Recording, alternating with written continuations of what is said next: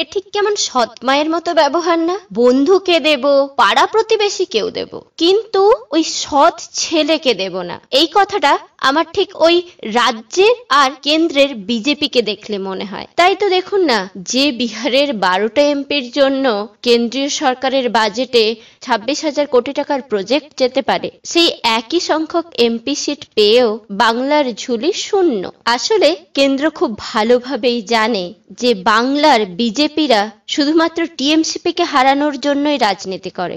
রাজ্যে সরকার গড়া এদের প্রধান লক্ষ্য, তাই কেন্দ্রের সাহায্য এদের প্রয়োজন। তাই তো প্রতিবার ভোটের আগে কেন্দ্র থেকে হেভিওয়েট মন্ত্রীরা না এলে এখানে বিজেপির ভোটের ক্যাম্পেইন হয় না। তাই তারা জানে তাদের ছাড়া এদের কোনো গতি নেই। তাই এদেরকে হাতে রাখা তাদের প্রয়োজন না, রাজ্যের বিজেপির প্রয়োজন কেন্দ্রের সাহায্য। তাই তো বাংলা থেকে 18টাই সিট দিন আর 12টাই দিন, আপনার ঝুলি শূন্য।